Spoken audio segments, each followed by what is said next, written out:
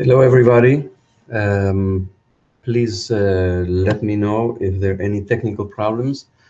If you cannot hear me, just let me know, send a message. We are going to be together for about an hour, and I will be teaching from a booklet that was distributed at the lecture of Yehuda Kurtzer last Wednesday, December 14th.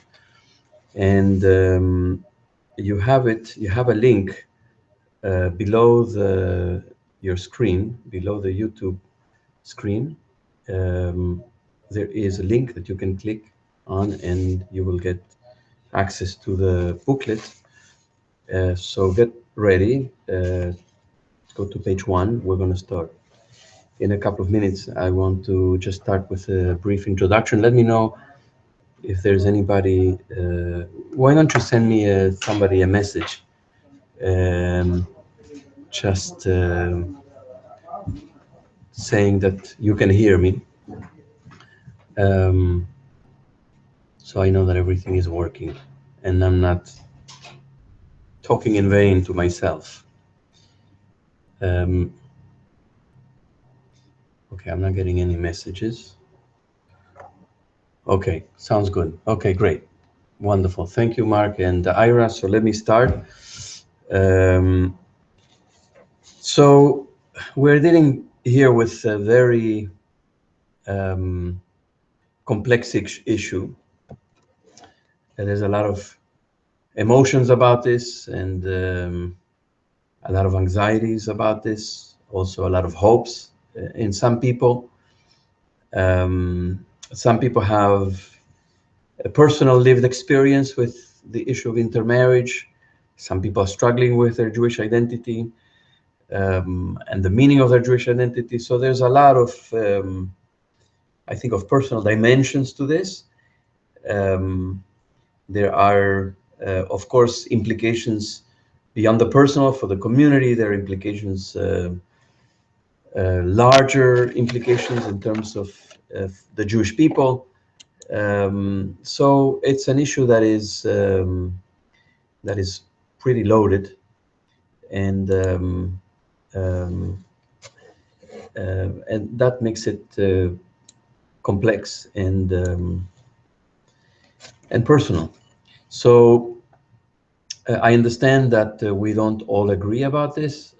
Some of us don't have a formed opinion, or we have not landed in any particular place yet about some of these issues, particularly the issue of intermarriage, who should be counted in, who should be counted out, and those type of things. Should be counting people in or out? I mean, all of these things are questions for which we do not have simple answers, and it is possible that many of us have not made up our mind, and it's possible that those who have made up our mind will not agree with each other, and that's fine.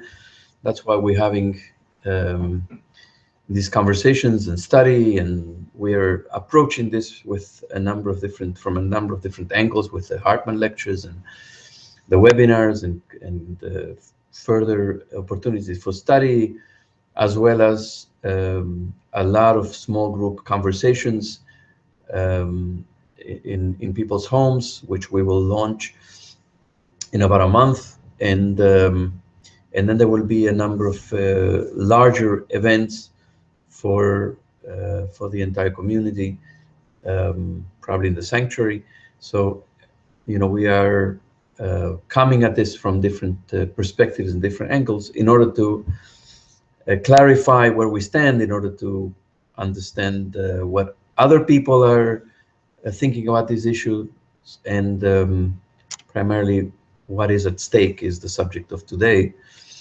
And in doing so, I think we will studying the best in conversations, the best way to clarify and form opinions and so on. So I invite you to go to page 1 in the booklet, and we are going to start with just following the structure of the lecture of Yehuda Kurtzer. He presented a number of what he called negative arguments or concerns about primarily the issue of intermarriage. And so we're going to go through these negative arguments or concerns, and then there's a number of what he calls positive arguments that would indicate that intermarriage presents an opportunity for us. The negative arguments, of course, are anxieties and concerns that perhaps tell us this is not where we should go. We should not go in that direction.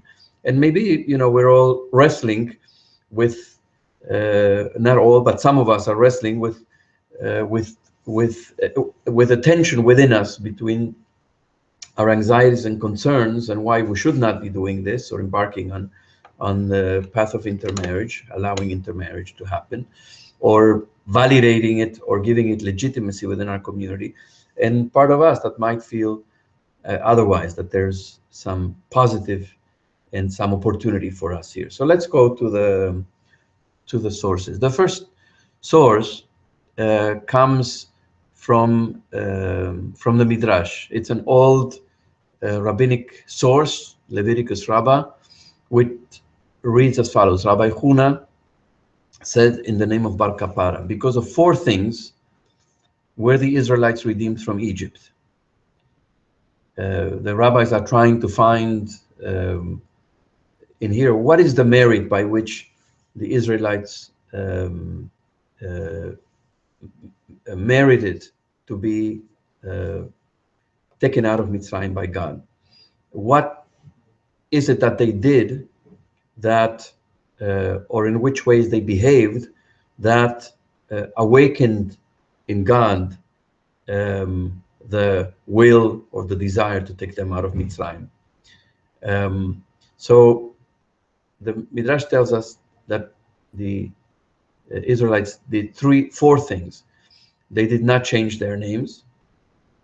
They did not change their language. They did not speak ill of each other. They did not engage in Lashon Hara.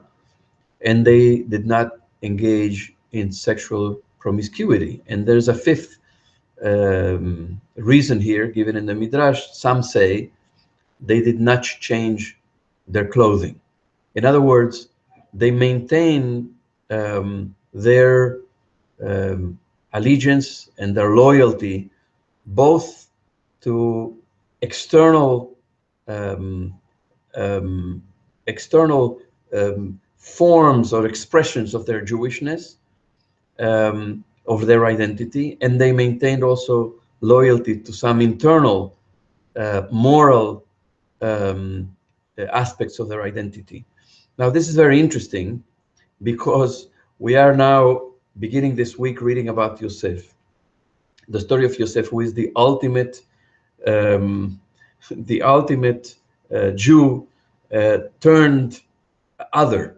So Yosef goes into Mitzrayim, into Egypt, and not by his own will, but the brothers sell him there, and ultimately he changes his clothing, he changes his name, he gets a new name, Tzofnat Paneach, and he is also he looks Egyptian, he sounds Egyptian, he learns the Egyptian language, and he acts Egyptian in every way. He marries an Egyptian woman who happens to be the daughter of a priest. So it's interesting that Yosef was also called the tzaddik, the righteous one, did everything that this midrash, not everything in terms of the internal things of lashon hara and sexual promiscuity, but the external aspects of his identity he gave up. The same is true, by the way, about Moshe, another hero in the Torah whose name happens to be an Egyptian name given by Pharaoh's daughter, who grows up in the palace of the Pharaoh, and we imagine that he spoke Egyptian and he dressed like an Egyptian prince, and he also married a foreign woman, also the daughter of a priest of Midian. So just very interesting to read this midrash in the context of of our biblical heroes, and particularly about Yosef this week and Moshe coming up in a few weeks ahead. So we know that Jews struggled with this, and over much of our history, what to take from the surrounding cultures. Jews under Greek rule, and we're coming into Hanukkah now. So Jews under Greek rule, many of them adopted Greek customs, dress, adopted parts of the Greek language for naming certain elements. So they are culturally, to some extent, the same with under the Roman occupation. And then further, in our exile, we have embraced external markers, in terms of dressing and speaking and behaving like the people among whom we have lived. And we have also retained certain aspects of our culture for a long time in our history. Jews have had some knowledge of the Hebrew language. Now, this is the first time in our history where most Jews do not have a knowledge of the Jewish language. So the same in terms of internal things, as it says here. The Midrash says they did not engage in lashon hara and in sexual promiscuity, but we have adapted both. We have adapted cultural and aspects of the cultures in which we lived. And the question now, with regard to intermarriage, is what's going to remain in terms of specific Jewish markers of identity, both external and internal. As Jews further intermarry, as you know, about 70% of non-Orthodox Jews intermarry today, which means that there's a great deal of concern as to what in us is going to sound Jewish, look Jewish, be lived as something Jewish, if we give up some of those distinct markers of Jewish identity. So there's a great deal of concern as intermarriage progresses, that those aspects of what were specific and particularly Jewish in us are becoming more and more diluted. So that's the first concern, what he calls here behavioral collapse. In other words, in which ways are Jews going to be distinguished from everybody else, from the general culture around us? Second concern, and perhaps if anybody has a question, you can feel free to send it in writing. I have a little box here in my screen that where I can see your name and your message as well. So the second concern or anxiety is the concern about numerical collapse. And here we're looking at a piece of an article by Michal Biton and Steve Cohn. Steve Cohn, many of us are familiar with. He's a sociologist of the Jewish community and the Jewish people. He's done extensive work over many, many years, including for us at BJ. He comes frequently to BJ. And Michal Biton is a doctoral student at NYU. She actually was born in Argentina in a Sephardic Mizrahi Orthodox family. She lives an Orthodox lifestyle, and she is doing a PhD at NYU on some aspects of Jewish identity. So they argue in this article, and I'm going to read out loud so you can follow. We would argue that numerical strength is inherently valuable and essential to the meaningful Jewish life of American Jewry. The concern, therefore, is that as there are fewer and fewer Jews by intermarriage and assimilation, that the numerical strength of the Jewish community is going to diminish. And why is that important? As Magid hints in his article, one reason that we care is because quantity does affect quality.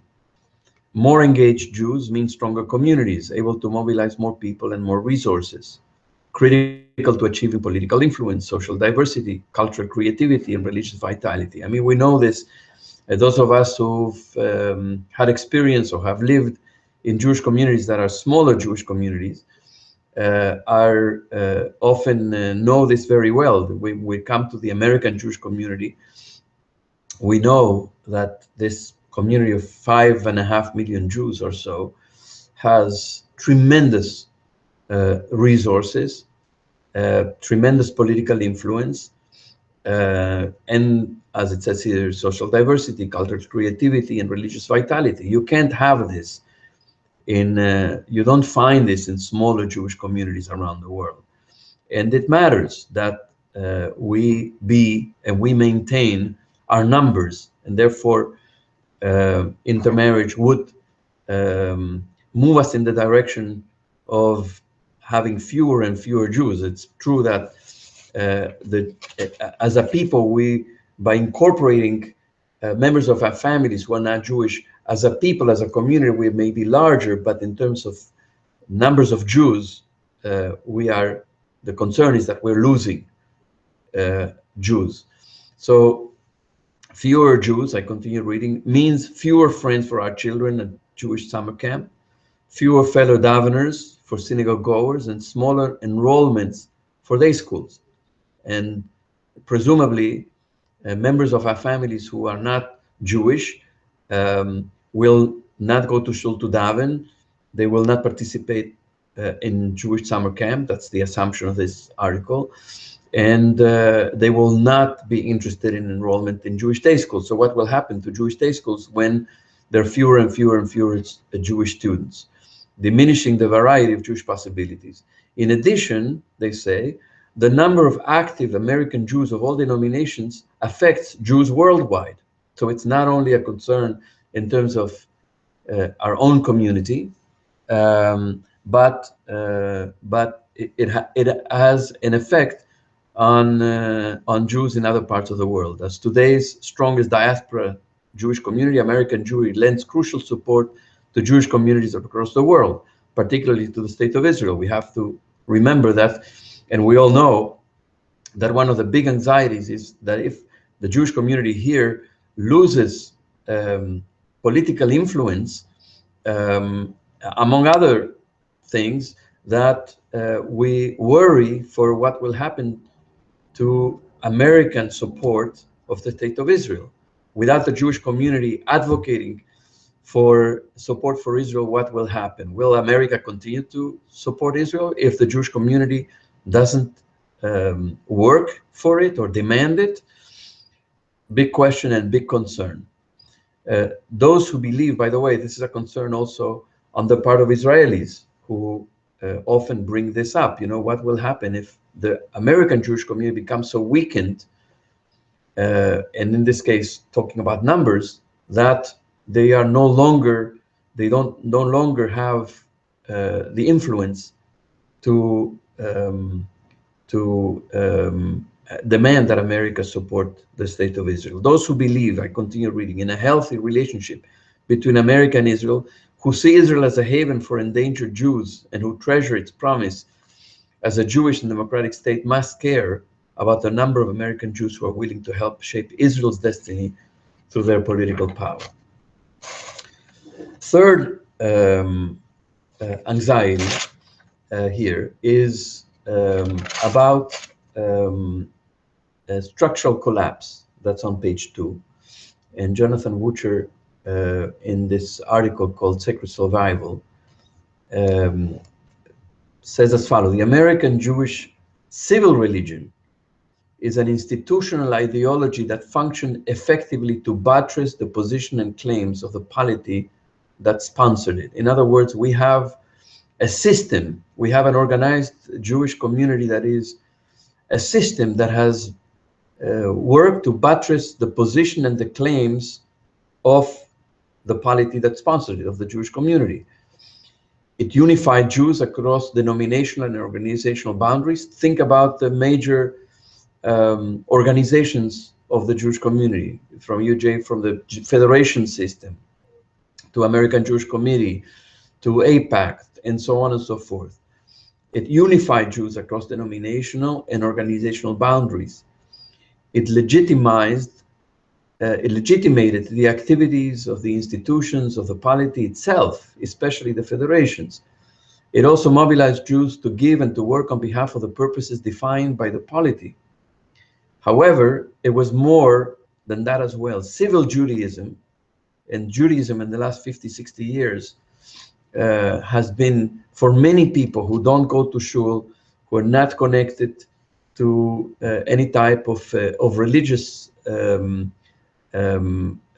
type of Judaism, have remained connected to Jewish institutions as part of this civil Judaism that clearly responded to a desire on the part of many American Jews to give their Jewishness a larger significance, and to do so in terms that allowed for, but did not require, elaborate theological affirmations of religious observances. I can forget about Shabbat, I can forget about belief in God or any type of expression of my faith, forget about religious observances, but I can still be a Jew. I care about the future of Jews in this country. I care about the sort of larger Jewish community and our place in this country as a community.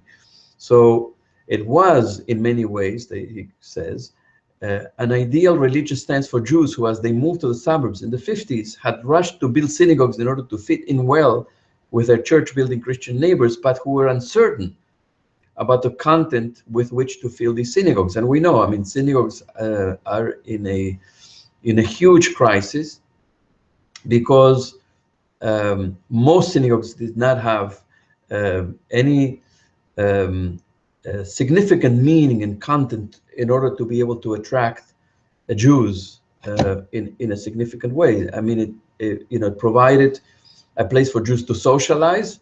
It provided a place for Jews to educate their children, but it didn't have a claim on most Jews in terms of in a meaningful way, in terms of their religious or spiritual lives, other than life cycle celebrations and an annual pilgrimage of public reaffirmation of the faith at the high holidays. So what happens to Jews who do not find any type of meaningful connection to their synagogue beyond those things? Bar mitzvahs and namings and weddings, and once a year going for high holidays. What happens to those Jews in terms of their Jewish identity? Well, Jewish civil religion, meaning their connection to the larger Jewish polity in terms of through these Jewish organizations, Jewish civil religion, both provided a content, a religion of support for Israel. I should say also, if many of us remember, at the time of Soviet Jewry, this was a huge opportunity for Jews to express solidarity and connection to another Jewish community in the Soviet Union. And so support for Israel, for social justice, for the preservation of the faith, however ill-defined, and a set of alternative venues for some more compelling than the synagogue from which to practice this religion, this civil religion, in other words. So the claim here is that intermarriage is bad for the organized Jewish community as a whole, as a system. It will weaken the system and the Jewish communal infrastructure. The fewer Jews, the less we will be able to maintain this Jewish civil religion and the institutions that are part of that network. And it might be a good exercise to think, what would Jewish life look like in this country without without the network of Jewish federations, without American Jewish Committee, without AIPAC, without the ADL, without you name it. So, some people actually would celebrate that. You know, some people do not regard those institutions as deserving of our allegiance.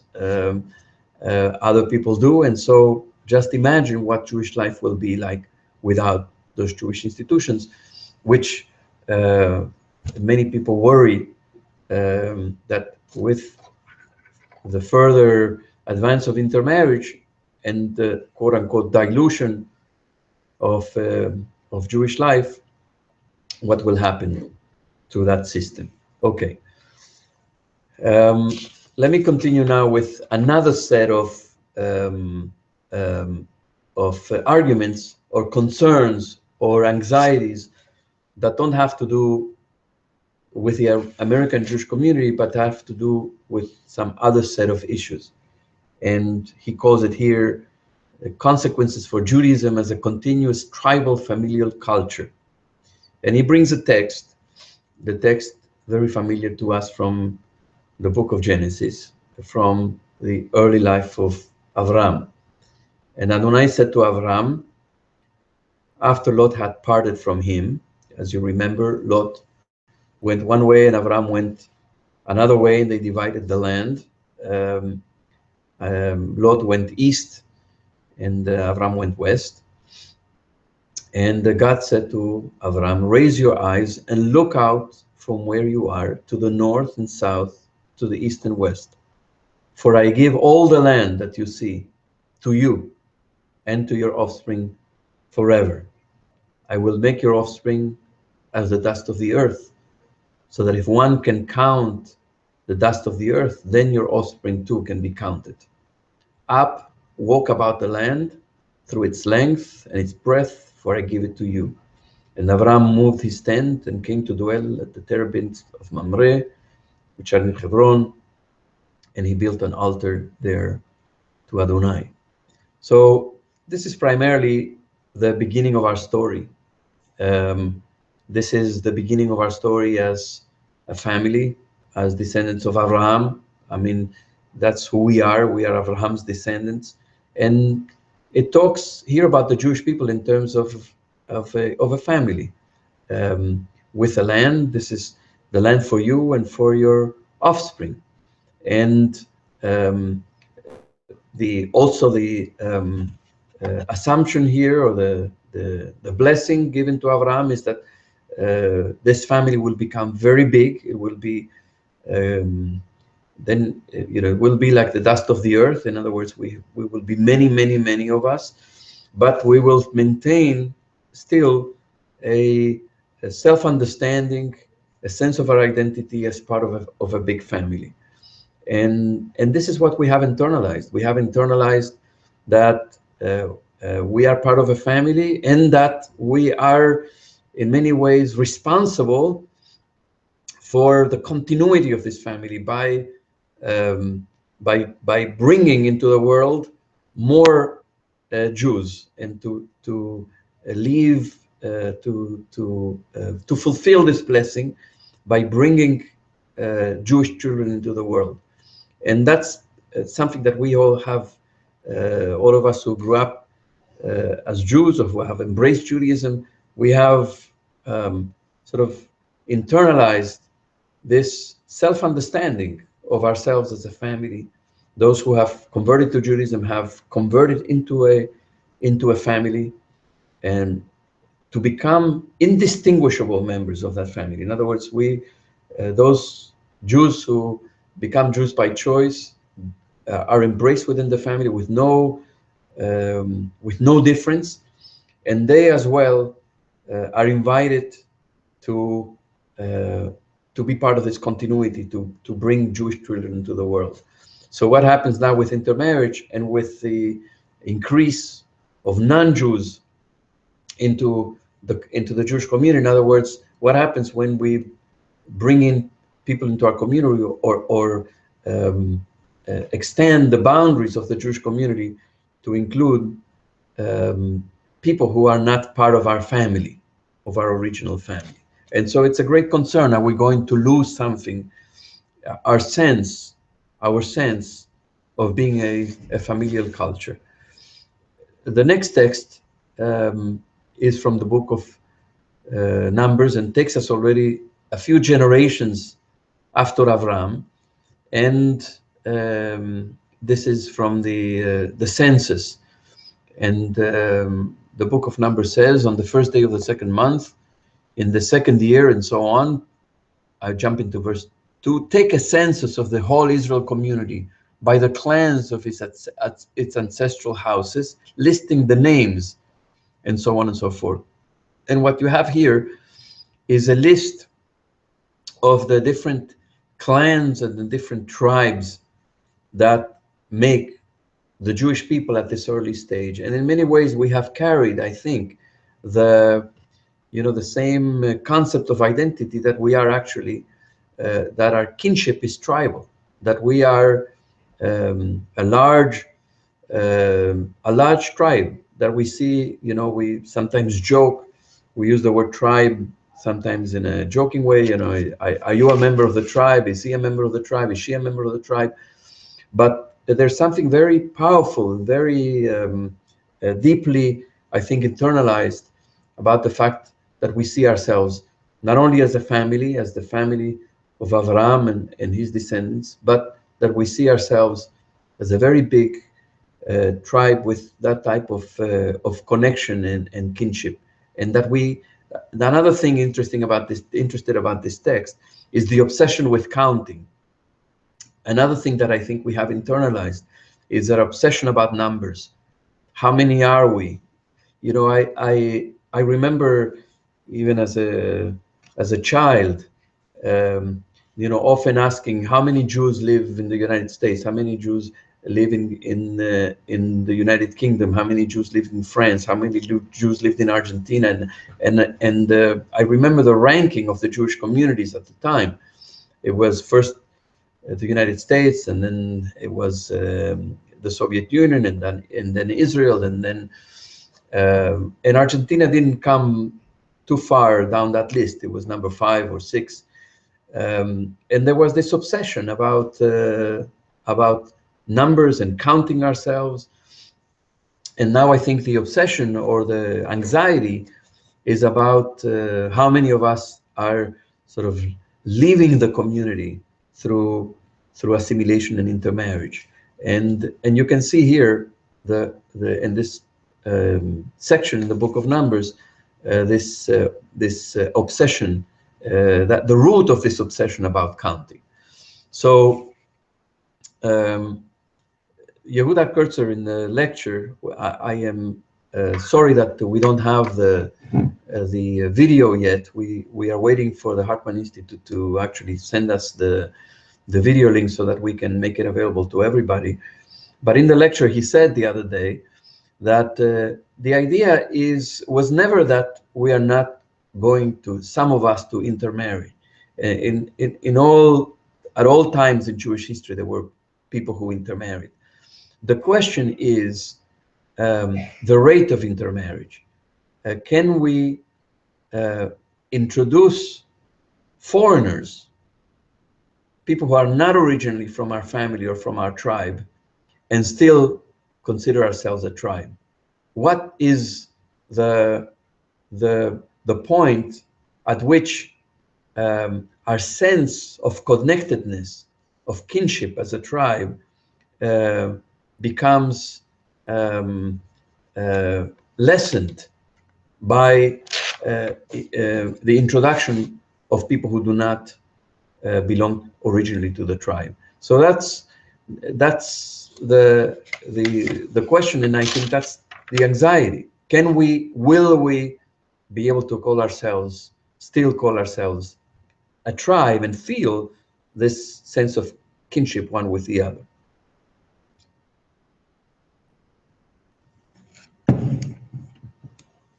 The third set of negative arguments appears on page 4, and it's under the title Consequences for Individual Jews and Families. The first one was, the first set was consequences for the American Jewish community in terms of markers of identity, in terms of the numerical collapse, in terms of the structural collapse of the organized, the system of the organized Jewish community. The second set was about our seeing ourselves as part of a family or a tribe. And the third set is what it says here, consequences for individual Jews and families. And an article by Jack Wertheimer, professor at JTS, professor of history at JTS, who's been actually very vocal and active in his opposition to intermarriage. He's written extensively about it. And so he says here, for most of their history, the Jews have rightly been regarded by foes and admirers alike as a zealously endogamous people. We know that. Indeed, Jewish marital exclusiveness has been one of the persistent motifs of anti-Semitic literature from antiquity to the present. You know, anti-Semites have always said, the Jews don't want to mix in with the rest of us. They are very much into themselves. They despise us. They look down on us. This is what non-Jews have said, anti-Semites have said. This argument is the Jews look down on us. That's why they don't want to marry. They think they're superior. Some antagonists have attributed the Jews' insistence on marrying among their own to arrogance, others to a stubborn misanthropy. More recently, it has been seen as a symptom of insufficient civic attachment, even a lack of patriotism. They don't want to be like the rest of us. They don't want to be French. They don't want to be German. They don't want to be English or Russian and so on. They want to remain among themselves. They care more about their own group than about the country in which they live. These accusations of disloyalty or double standards and so on. To outsiders of a more sympathetic caste, the Jewish fidelity to the norms of endogamy is more readily understood as a means of ensuring group survival. A small religio-ethnic minority, the Jews have depended upon families to transmit a strong sense of identity across the generations, and thus to withstand the allure of majority religions or cultures. The closer we have remained, and the closer we have, and the tighter we have been, and the ability and our ability to transmit a strong sense of identity across generations has allowed us to survive in and to resist the magnetism of the cultures and religions in which we have lived. Adherents of a faith that commands them to serve as bearers of a specific conception of monotheism, they have also been particularly sensitive to the dangers of dilution through syncretism. Beginning with the biblical text itself, Jewish religious writings warn of the potential subversive link between exogamy and religious assimilation. That's actually what the Bible says. You shall not intermarry with them, because the moment you intermarry with them, it appears in the book of Numbers and it appears in the book of Deuteronomy. The moment you intermarry, they are going to attract you. If your sons marry their daughters, they're going to pull you into their worship of idols, into their paganism. Do not give your daughters to their sons, or take their daughters from your sons, for they will turn your children away from me to worship other gods. In other words, they are going to attract them to a different faith. The corollary of intermarriage, the Bible instructs, is the attenuation of Israel's adherence to monotheism. It's not that the opposition is about intermarriage for its own sake, but it's opposition to intermarriage because what it does to our faith and to our loyalty and allegiance to God. To be sure, no rules are followed universally, and so over the course of history, Judaism necessarily developed means for creating Jewish families in cases where individual Jews engaged in sexual and marital liaisons with Gentiles. Of course, you can't totally prevent this from happening. So we have the possibility of conversion within Judaism. So if somebody wants to marry somebody who's not Jewish, there's always the possibility of bringing that person, or for that person to choose to become part of the Jewish community through conversion. I'm jumping down to the last 3 lines at the end of the line. Absent such a conversion, no interfaith liaison stood a chance of winning acceptance within the Jewish community. It was always marked as something shameful, negative, a big no-no, a red line that could not be crossed. Indeed, Jews who broke the taboo were usually stigmatized by Jewish society and shunned by their own families. I think we all can think of examples of this own thing, and sometimes people, even people who are on this call, sometimes have experienced this themselves, this type of shame, and very painful, very, very painful. He advocates that this shame, Wertheimer advocates that this pressure and this shame, this stigma should be maintained in order to avoid people intermarrying. And so the anxiety is what will happen when this shame or this sense of doing something sinful, of crossing a line that should not be crossed, because you're cutting a link, you're cutting yourself as a link in the chain, and the whole, you're disrupting the whole chain of Judaism into the future, and you're responsible for the demise of the Jewish people, and all these things that we have heard over and over again, that as intermarriage is accepted and becomes legitimate, that that sense of shame is removed, and that what will be with the Jewish future. Now we're going to turn to the positive arguments. I see that nobody has any questions or comments. We're going to turn to the positive arguments. In other words, the fact that it is possible to see intermarriage as an opportunity, not only as anxieties or as the demise of the Jewish people in terms of numbers, or in terms of political influence, or in terms of seeing ourselves as a tribe or as a family, but there is a side of intermarriage which may provide an opportunity for us. And so what is it?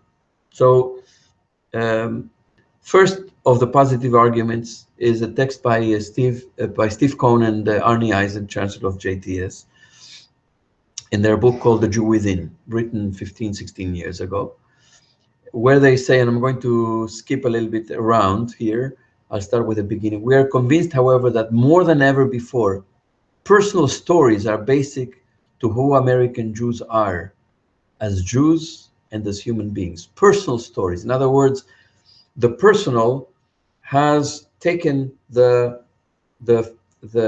front of the stage, and the communal or the communal concerns have taken backstage.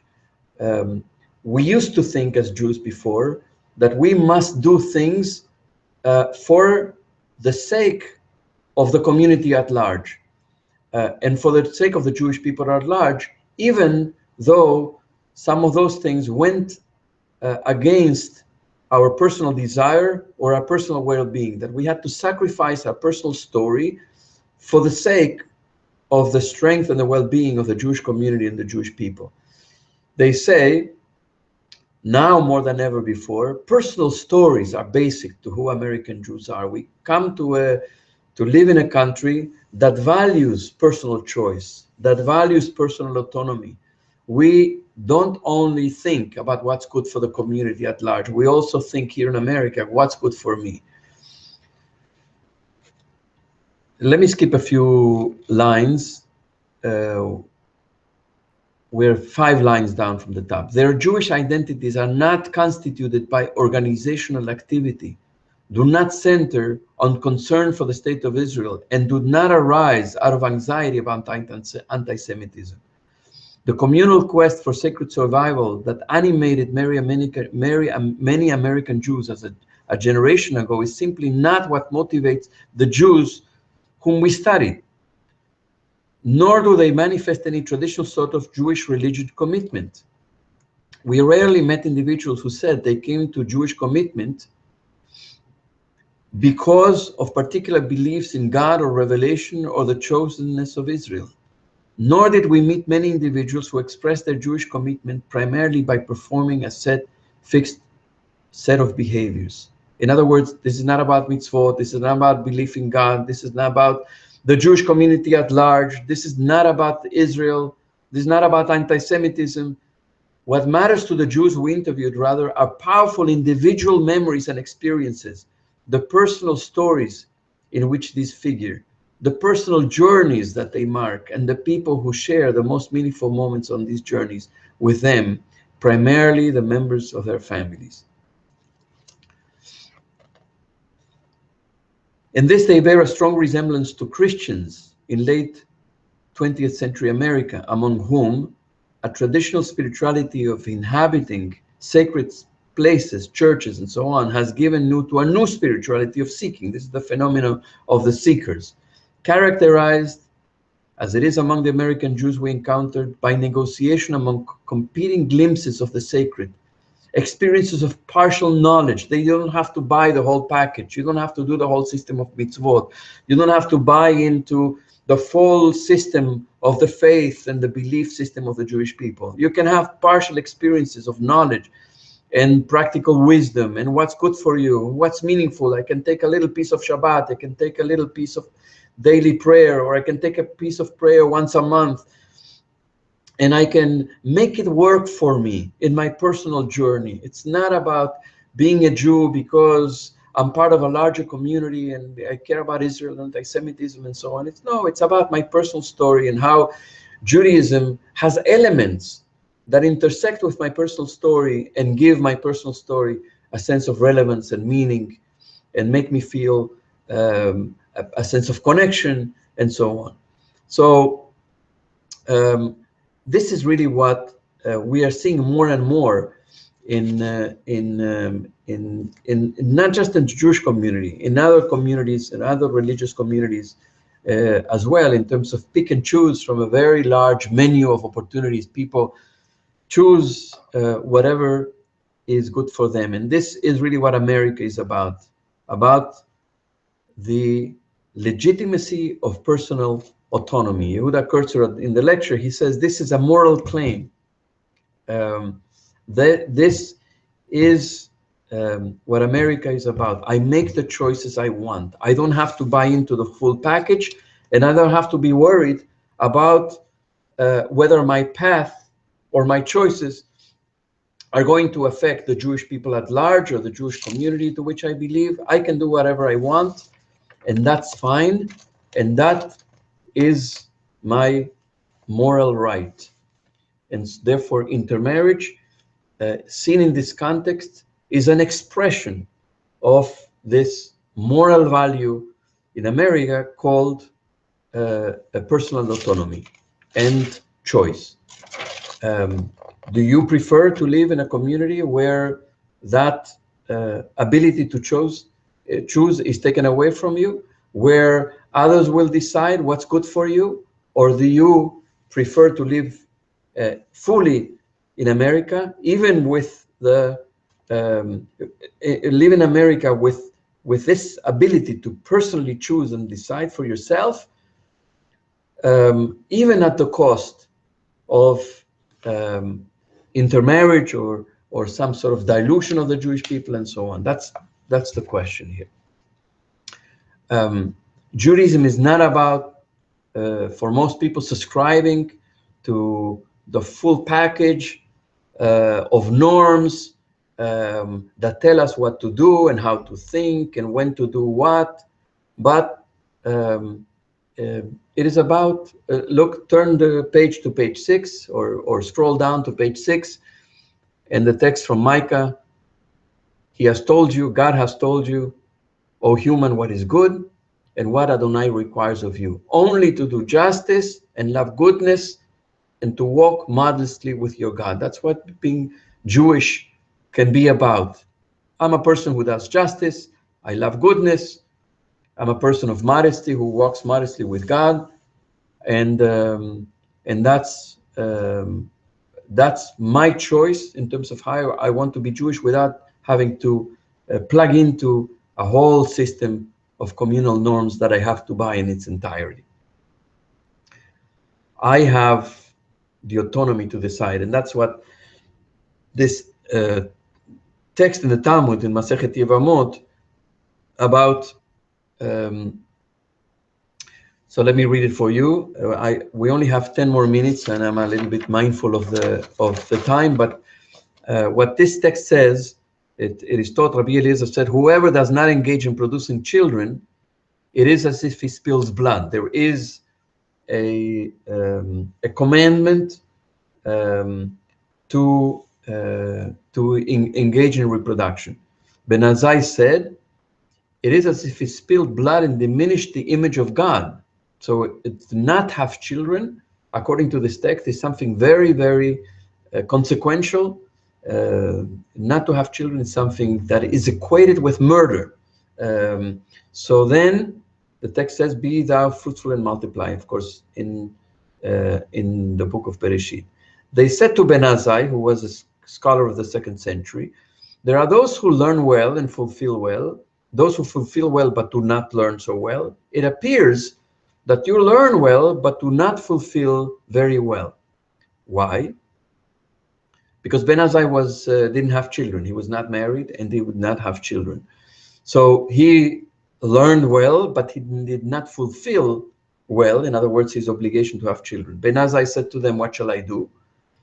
My soul lusts for Torah, and likely the world will be sustained by others." In other words, I've made my choice. I want to dedicate my life to Torah. I don't want to raise children. Other people will have children and I will study Torah. In other words, I have my autonomy to decide however I want to live my life.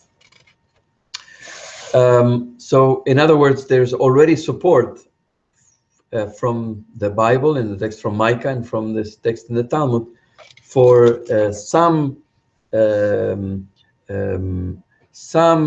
currents within ancient Judaism about the possibility of personal autonomy, maybe not to the extent that we have it in America, and how in America it's become actually a moral value, the value of personal autonomy and personal choice, but at least we can see that in ancient times in Judaism there was already that current that established personal autonomy as a value.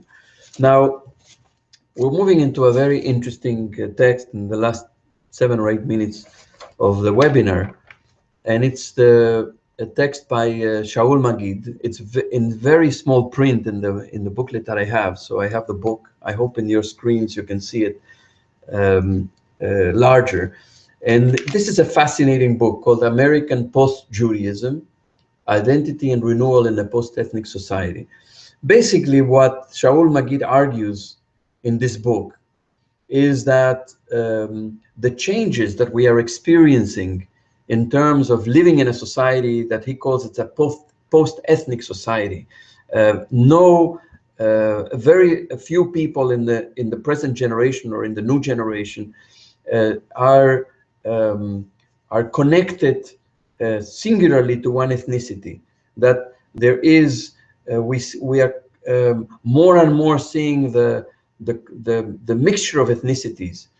People can be Jewish and Irish, Filipino and African American. I mean, the mixture of all these groups of people who find themselves in this country is actually allowing for people to come together in unprecedented ways and breaking the mold or the boxes in which we understood each other and saw each other, in which we moved before and married before within the boxes. Now there are no more boxes.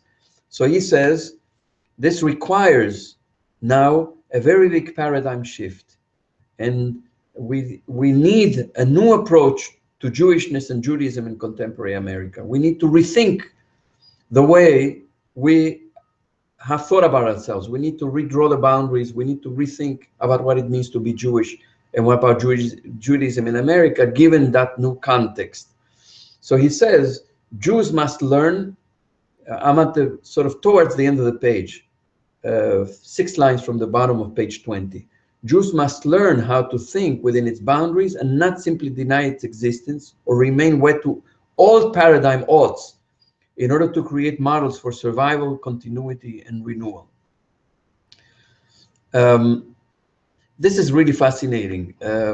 On page 21, he says, at the end of the first paragraph, I submit that the Jewish collective in America, as previously construed, is in a state of collapse.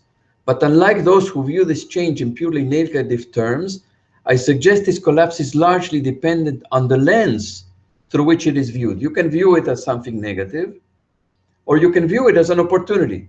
That is how we understand the criterion of the Jew and the makeup of the Jewish collective. He says the Jewish collective in America will survive. It will just look different than before. I mean, he makes this affirmation that Jewish collective will survive. Of course, many of us carry the anxiety that we're not sure it will survive.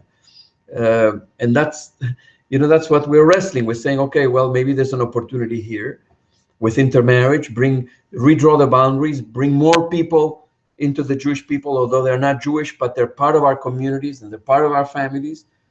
But will the Jewish collective survive? He affirms it will. It will just look different than before.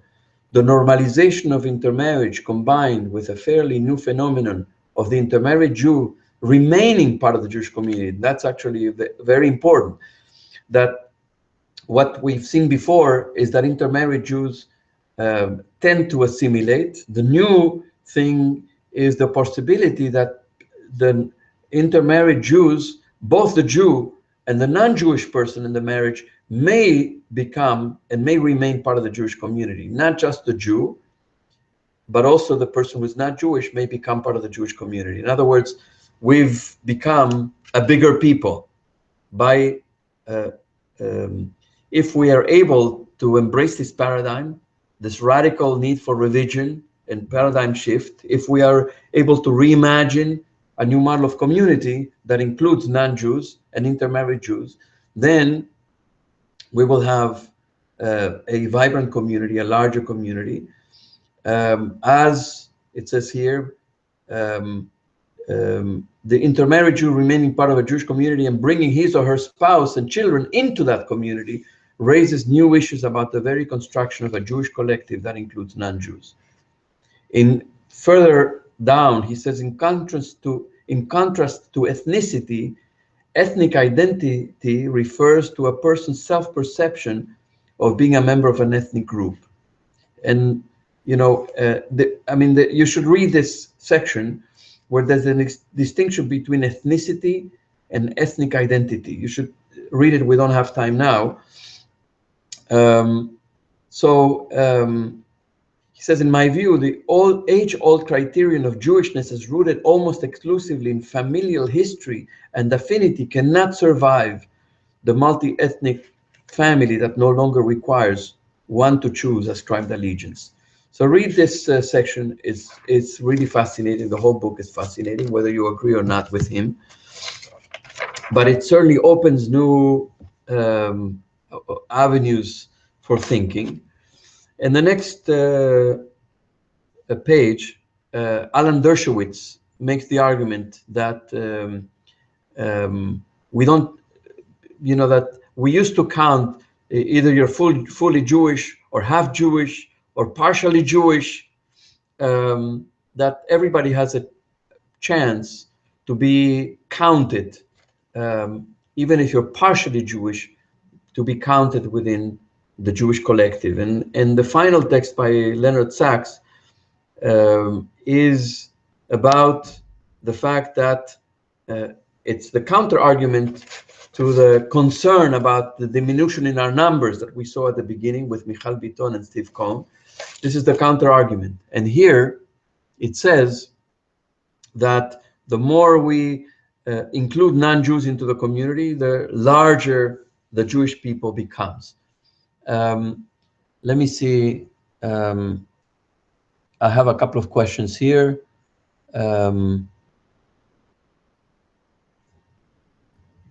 Okay, I had a question, but it took too long to put it into words. Okay, I'll save it for another time.